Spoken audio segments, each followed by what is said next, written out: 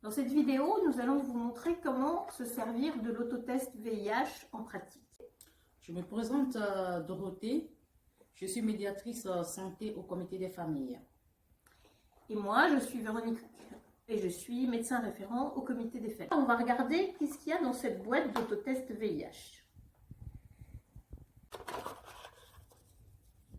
Alors, on a déjà une notice. La notice, elle est très détaillée. Et le but de cette vidéo est de vous résumer un petit peu ce qu'il y a dans cette notice. Voilà. La notice, elle se présente comme ça. Donc, il y a plein d'informations, des images. Ensuite, on a du matériel pour désinfecter. Ensuite, on a le matériel pour le piquer et prélever un petit peu de sang. Oui, et tout ça là se trouve dans cette boîte que je vais déchirer.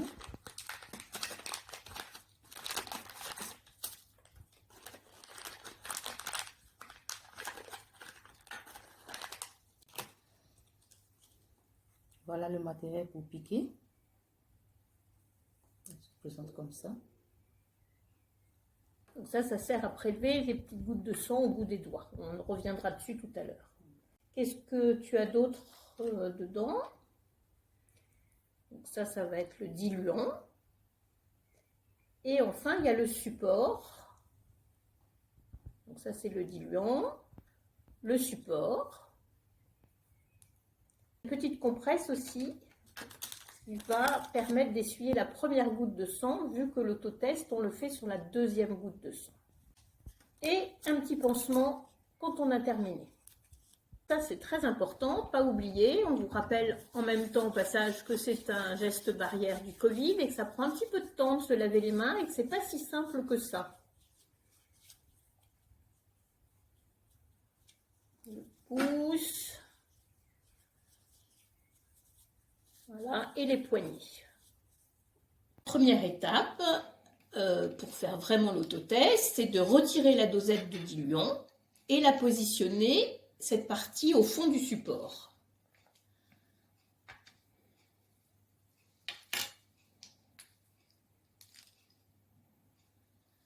Donc, cette dosette de diluant. Comment tu fais ça alors? Je l'appuie pour que ça soit bien enfoncé dedans, dans le support. Et vous remarquez au passage le sens du support, hein, la partie la plus étroite est en haut. Ensuite, on va désinfecter l'endroit, le bout où on va piquer, où tu vas piquer, donc le bout du doigt.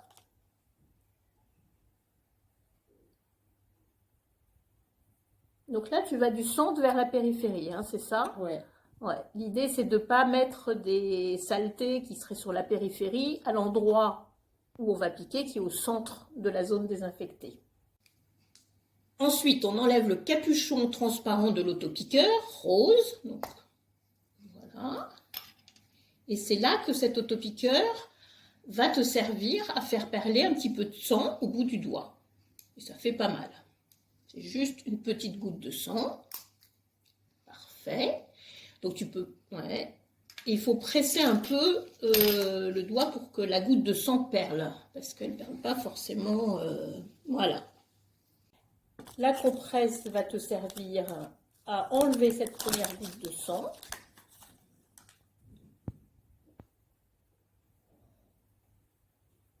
Et tu vas pouvoir faire perler une deuxième goutte de sang. Et appliquer le dispositif d'autotest et faire remonter le sang qui remonte tout seul dans la petite partie. Voilà, on voit bien là que le sang est remonté. Et il reste à le mettre dans le diluant qui est posé dans le support. C'est quasiment la dernière étape. Il faut enfoncer, il faut faire 3 clics. Je fais le premier, le second et le troisième. Oui, on sent bien que c'est bien enclenché.